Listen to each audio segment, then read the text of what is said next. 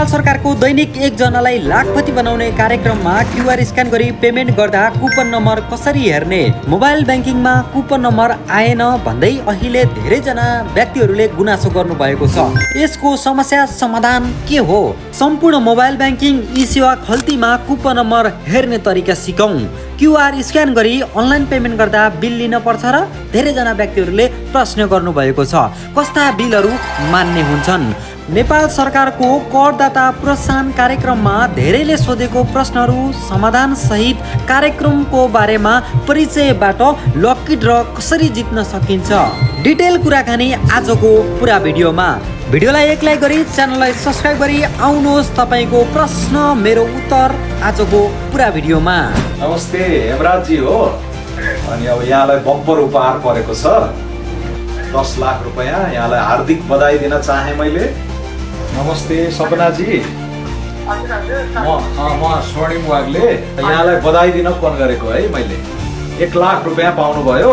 900 रुपैयाँको के किन्नु भएको रहेछ। यसैभरिबाट 15 जनाले 1-1 लाख रुपैयाँ र 1 जनाले 10 लाख रुपैयाँको बम्पर उपहार आज पाउनु भएको छ। मैले बधाई दिन फोन गरेको है त। बिल चाहिँ राखिराख्नु होला है। सबभन्दा पहिले कुराकानी गरौँ कस्ता बिलहरू यो कार्यक्रमको लागि योग्य हुन्छन् अथवा मान्य हुन्छन्। तपाईले कार्यक्रममा समावेश हुनको लागि यस्ता किसिमका बिलहरू मान्य हुने छैनन्। तपाईँ यहाँनिर देख्न सक्नुहुनेछ एउटा एस्टिमेट बिल छ, अर्को भनेको यहाँनिर हातले लेखेको बिल छ। यस्ता बिलहरू तपाईले यो कार्यक्रममा समावेश हुनको लागि मान्य हुने छैनन्। अब कस्ता किसिमका बिलहरू चाहिन्छन् त? यहाँनिर देख्न सक्नुहुनेछ एउटा बिल हस्तलिखित छ, अर्को बिल भनेको अनलाइन पेमेन्ट छ। तर यहाँनिर दुईटैमा प्यान नम्बर लेखिएको छ। तपाईँ यहाँनिर टपमा देख्न सक्नुहुनेछ यसमा पनि प्यान नम्बर छ, यसमा पनि प्यान नम्बर छ। हो, यस्ता किसिमका प्यान नम्बर सहित तपाईले प्राप्त गरेको बिल मात्रै उक्त कार्यक्रमको लागि योग्य मानिनेछन्। अब कुराकानी गरौँ धेरैजना व्यक्तिहरूले सोधेको प्रश्न, अनलाइन पेमेन्ट गर्दा पनि बिल लिन पर्छ र? यसको सही उत्तर हो बिल लिन पर्छ। तपाईले अनलाइन पेमेन्ट गरे पनि बिल लिन पर्छ र तपाईले चाहिँ क्यास दिएको खण्डमा पनि बिल लिन पर्दछ। दुवै कन्डिसनमा तपाईले बिल चाहिँ अनिवार्य लिन पर्ने हुन्छ। यदि तपाईले क्यास पैसा तिरेर बिल ल्याउनु भएको छ भने त्यसको कुपन नम्बर कसरी प्राप्त गर्ने हामीले पहिले नै यस विषयमा भिडियो बनाइसकेका छौँ। त्यो भिडियो माथिको आई बटनमा अथवा यसै भिडियोको डिस्क्रिप्सन बक्समा छ, त्यहाँ गएर सम्पूर्ण भिडियोहरू चेक गर्नु होला। विस्तृत जानकारी त्यहाँ राखिएको छ। अब यदि तपाईले ब्याङ्किङबाट, ई सेवाबाट, खल्तीबाट क्युआर स्क्यान गरेर पैसा तिर्नु भएको थियो र त्यसको बिल पनि ल्याउनु भएको छ भने त्यसको कुपन नम्बर कसरी हेर्ने? धेरैजना व्यक्तिहरूले यसमा गुनासो गर्नुभएको छ, आफ्नोमा कुपन नम्बर देखिएन, अनलाइन पेमेन्ट गरेको भनेर। त्यो समस्या समाधान गर्न के गर्ने? त्यसको लागि तपाईँले के गर्नुपर्ने हुन्छ भने आफ्नो मोबाइलमा भएको प्ले स्टोर अथवा एप स्टोरलाई ओपन गर्नु होला र तपाईँले प्रयोग गरिरहेको ब्याङ्किङ कुन हो, विभिन्न किसिमका ब्याङ्कहरू हुन्छन्, तपाईँ चाहिँ त्यो ब्याङ्क कुन हो यहाँनिर सर्च गरिदिनु होला है। तपाईँले जस्तै मानौँ मैले यहाँनिर सर्च गरेँ होइन, तपाईँको चाहिँ कुन ब्याङ्क हो, विभिन्न किसिमका ब्याङ्कहरू हुन्छन्, एनबिएल, एनआइसिआइसिआई, एनआइएमबी, त्यो कुन ब्याङ्किङ हो त्यो यहाँनिर सर्च गरेर यहाँनिर सर्च गरिदिनु होला तपाईँको चाहिँ त्यो ब्याङ्क एप्स। त्यसपछि गएर यहाँनिर तपाईँको यदि अपडेट भन्ने अप्सन देखाएको छ भने अपडेट गर्नु होला। योभन्दा पहिला यहाँनिर अपडेट दिएको अप्सन छ भने अपडेट गर्नु होला। यदि अपडेट नगरेको खण्डमा पनि तपाईँको सामु पैसा पेमेन्ट गरे पनि कुपन अप्सन नदेखाएको हुनसक्छ। सबभन्दा पहिला अपडेट गर्नु होला। अपडेट गरिसकेपछि आफ्नो ब्याङ्किङलाई ओपन गर्नु होला। ओपन गरिसकेपछि यहाँनिर तपाईँले के गर्नु होला भने अरू केही पनि गर्नु पर्दैन। ब्याङ्कको सबैभन्दा टपमा गएर ट्याक्स पेयर इन्सेन्टिभ रिवार्ड भनेर सर्च गर्नु होला है। सर्च गरिसकेपछि यहाँनिर आएको जुन अप्सन छ यसमा एकपटक क्लिक गरिदिनु होला। त्यसपछि गएर तपाईँले यहाँनिर जुन अहिले भर्खर पछिल्लो पिरियड क्युआरबाट स्क्यान गरेको जुन पेमेन्ट छ त्यो विवरणहरू यहाँनिर देखिनेछ। मैले यहाँनिर पेमेन्ट नगरेको कारण यो देखिएन, तर धेरैजसो व्यक्तिहरूले यो देखिएन भन्नुहुन्छ। यदि तपाईँले आफ्नो मोबाइलमा गएर ट्याक्स पेयर इन्सेन्टिभ रिवार्ड भन्ने अप्सन देख्नु भएन भने एकपटक यसलाई चाहिँ यहाँनिर भेटाउनु भएन भने यो अप्सन के सर्च गर्नु होला भने यहाँनिर IRDSCHME भनेर सर्च गर्नु होला। त्यसपछि गएर तपाईँको चाहिँ यदि IRD भन्ने अप्सनबाट पनि तपाईँको सामु चाहिँ जुन पेमेन्ट गरेको कुपन छ त्यो कुपन कोड हेर्न सकिन्छ। यदि तपाईँको सामु ट्याक्स पेयर नदेखाएको खण्डमा IRDSCHME सर्च गर्नु होला, त्यो देखाउन सक्छ। त्यो देखायो भने त्यसमा क्लिक गर्नु होला। यदि मोबाइल नम्बर मागेको खण्डमा तपाईँले मोबाइल नम्बर हालेर त्यसमा चाहिँ आएको कोडलाई भेरिफाई गर्नु होला। यो त थियो ब्याङ्किङबाट। यदि तपाईँले ई सेवाबाट पैसा तिर्नु भएको हो र ई सेवाबाट कुपन कोड प्राप्त गर्नको लागि ई सेवालाई ओपन गर्नु होला र यहाँनिर सर्च बारमा क्लिक गरेर ट्याक्स पेयर जुन अघि हामीले ब्याङ्कमा सर्च गरेका थियौँ त्यही सर्च गर्ने हो है। Tax payer incentive prize program यहाँनिर देखाइसकेको छ। ट्याक्स पेयर हान्ने बित्तिकै देखिहाल्यो चाहिँ यसमा क्लिक गर्नु होला र यहाँनिर तपाईँको चाहिँ जुन इलिजिबल कुनै पनि पेमेन्ट छ भने देख्न सक्नुहुनेछ र यसमा जुन माथिल्लोमा देखाएको छ त्यो चाहिँ कुपन कोड हो। यसको भित्र क्लिक गरेर पनि तपाईँको यहाँनिर देख्न सक्नुहुनेछ कुपन कोड भनेर देखाएको छ। यहाँनिर यो दिएको कुपन कोड हो। अब यदि तपाईँले खल्तीबाट पैसा पेमेन्ट गर्नुभएको हो र यहाँबाट चाहिँ कुपन कोड प्राप्त गर्नको लागि खल्तीलाई ओपन गर्नु होला। ओपन गरिसकेपछि सबभन्दा तल ट्रान्जेक्सन भन्ने अप्सन हुन्छ, यसमा क्लिक गरिदिनु होला। त्यसपछि गएर यहाँनिर राइट साइडको टपमा देख्न सक्नुहुनेछ प्राइज कुपन भन्ने अप्सन छ, यसमा क्लिक गर्नु होला र यहाँनिर चाहिँ तपाईँको यदि पेमेन्ट गर्नुभएको छ कुनै पनि इलिजिबल पेमेन्टहरू छ भने यहाँनिर डाइरेक्टली कुपन देखाउनेछ, त्यसमा क्लिक गरेर त्यसको कुपन हेर्न सकिनेछ। यो थियो तपाईँको खल्तीबाट। अब हामी प्रवेश गरौँ कार्यक्रम तपाईँको प्रश्न मेरो उत्तरमा। अब यहाँनिर प्रश्न गर्नुभएको रहेछ कन्टिन्यू 15 दिनसम्म सामान किनेको बिल हुनुपर्छ कि एउटा बिलले पनि हुन्छ भन्नुभएको रहेछ। एउटा बिलले पनि हुन्छ, जतिवटा बिल भयो केही फरक पर्दैन। तपाईँको 1000वटा बिल हुँदा पनि केही फरक पर्दैन, एउटा बिलले पनि मस्त हुन्छ। 15 दिनसम्म तपाईँले 15वटा बिल दर्ता गर्नुभयो भने त्यो सम्पूर्ण बिलको कुपन नम्बर प्राप्त गरेको हुनुपर्छ। त्यही कुपन नम्बरको आधारमा तपाईँको प्राइज जित्ने वा नजित्ने कन्फर्म हुन्छ। त्यसपछि यहाँनिर अर्को प्रश्न गर्नुभएको रहेछ कुन पसल किराना पसल मात्र कि होटेलमा तिरेको पैसा अन्य ठाउँमा पेमेन्ट गरेको पनि मान्य हुन्छ भन्नुभएको रहेछ। पसलमा मात्र होइन, किराना पसलमा मात्र होइन, तपाईँले होटेलमा पनि अन्य जुनसुकै किसिमका व्यवसायहरूमा यदि उनीहरू प्यानमा दर्ता भएको छन् र तपाईँले व्यक्तिगत खाताबाट तपाईँले त्यो पसलहरू त्यो दर्ता भएको जुन पसल छ त्यसमा अथवा होटेल छ त्यहाँ तपाईँले पैसा तिर्दाखेरि त्यो सम्पूर्ण बिलहरू मान्य हुन्छ। त्यसको तपाईँले बिल चाहिँ ल्याएको हुनुपर्छ। यहाँनिर अर्को प्रश्न गर्नुभएको रहेछ सर यो रिजल्ट आउनु अघि नै मैले सामान किनेको थिएँ तर एप्लाई गरिनँ र त्यो बिल मसँग छँदैछ, के अब फेरि त्यो बिल एप्लाई गर्न मिल्छ किनकि रिजल्ट आइसकेछ, प्लिज रिप्लाई दिनु न भन्नुभएको रहेछ। यसमा के हुन्छ भने तपाईँले चाहिँ अब यो पुरानो बिल मिल्दैन। तपाईँले एप्लाई गर्ने भनेको के हो भने जस्तै यो रिजल्ट आइसक्यो, पुरानो बिल छ, त्यो बिलहरू अब आएर चाहिँ तपाईँले अनलाइनमा गएर अथवा वेबसाइटमा गएर एप्लाई गर्ने होइन। यो खण्डमा तपाईँको चाहिँ त्यो बिलले काम गर्दैन। अब जस्तै तपाईँको 15 दिनसम्म म्याक्सिमम 15 दिनसम्म हुनु पर्यो, किनभने यो नतिजा 15 दिनभित्र आइसक्छ। 1 गतेबाट 15 गतेसम्मको बिलहरू जम्मा गरेर तपाईँले 14-15 गते इन्ट्री गर्दा पनि फरक पर्दैन। तर यसमा के हुन्छ भने सकेसम्म 7 दिनभित्र 1 गतेदेखि 7 गतेभित्रको बिलहरू चाहिँ इन्ट्री गरिसक्नुपर्छ भन्ने कुराकानी छ। यदि तपाईँले ढिलो गर्नुभएको खण्डमा 14 गते ल मानौँ 14-15 दिन ढिलोमा त्यो भित्र इन्ट्री गरिसकेको हुनुपर्छ। नतिजा आइसकेपछि पुरानो बिल राख्नुको कुनै अर्थ रहँदैन।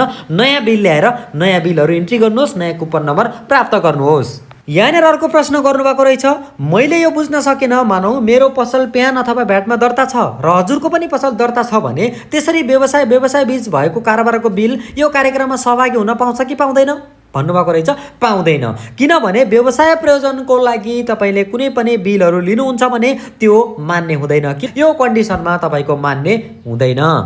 यी त थिए अहिलेसम्मका सामान्य प्रश्नहरू। अब म तपाईँले देखाउँदैछु तपाईँ सरकारको करदाता प्रोत्साहन कार्यक्रमको टिचर बन्नको लागि थाहा पाउनुपर्ने सम्पूर्ण प्रश्नको उत्तरहरू A to Z सम्पूर्ण प्रश्न एकै ठाउँमा। यति प्रश्न थाहा पाइसकेपछि तपाईँले कुनै पनि किसिमको कन्फ्युजन रहने छैन।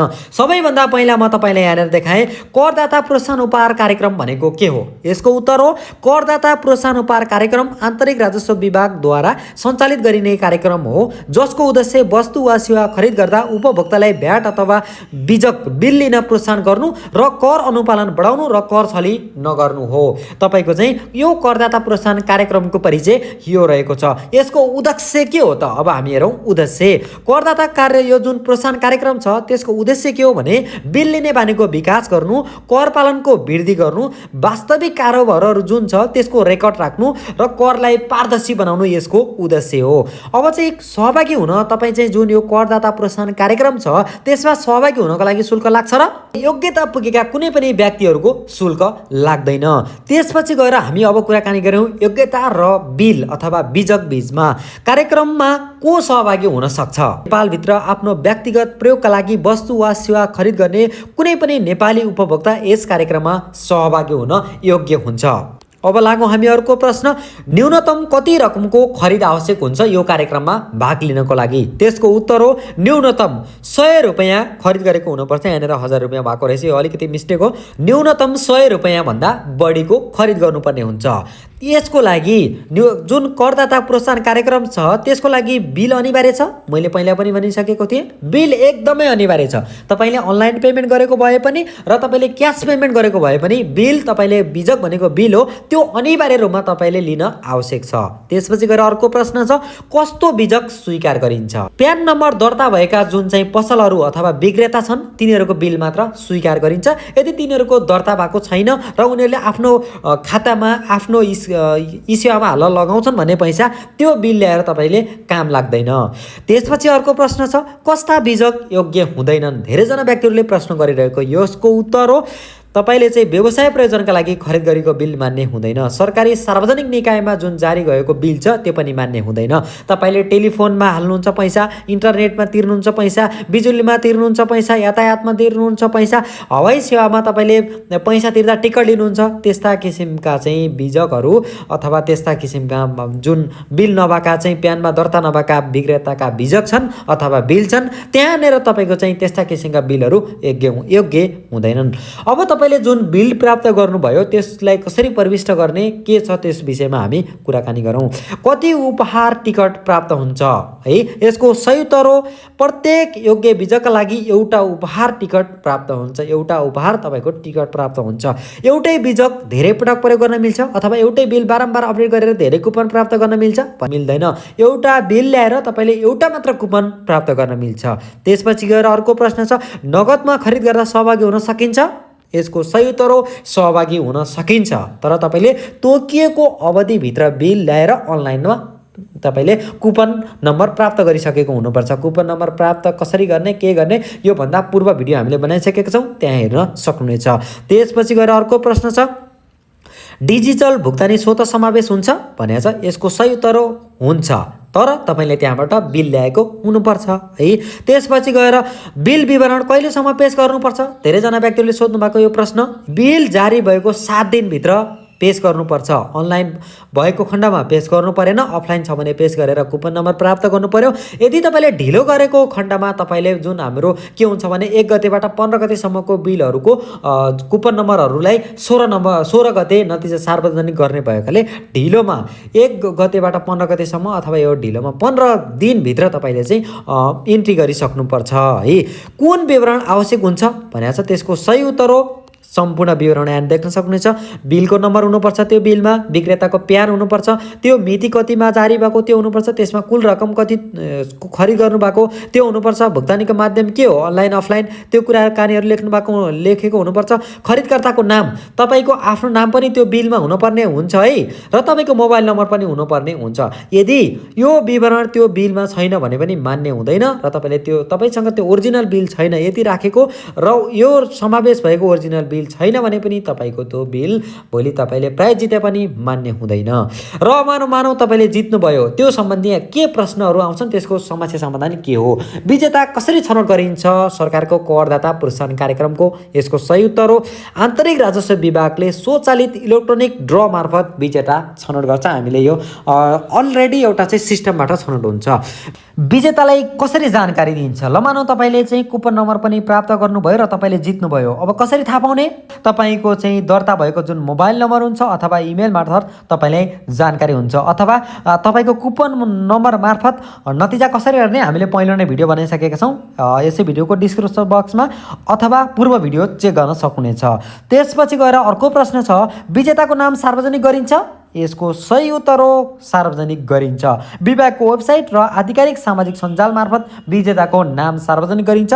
पहिलो नतिजा सार्वजनिक हुँदा चाहिँ यो नाम सार्वजनिक केही समयको लागि भएको थिएन र केही समयपछि यो नतिजा सार्वजनिक गरिन्छ, अथवा अलिकति पछि अपडेट हुँदै जाँदा तपाईँको नाम पनि सार्वजनिक गरिन्छ भनेर उसले भनेको छ। त्यसपछि गएर नियमित उपहारको रकम कति हो? अब तपाईँले जित्ने अवार्ड कति हो? त्यसमा हामी कति हो भन्दाखेरि प्रत्येक विजेताले रु 1,33,334 जित्छन्। यसको 25% कर कट्टी गरेर 1 लाख रुपैयाँ एक दिनमा एकजनाले प्राप्त गर्छ, 15 दिनमा 15 जनाले यो पुरस्कार प्राप्त गर्दछन्। त्यसपछि गएर अर्को प्रश्न छ, मासिक बम्पर उपहार कति हो? मासिक बम्पर उपहार एकजनाले पाउँछ। त्यसको कुल रु 10 लाख रहेको छ, जसको 25% कर कट्टी गरी 7,50,000 स्वयं जुन अवार्ड जित्ने व्यक्ति छ उसको खातामा जम्मा हुन्छ।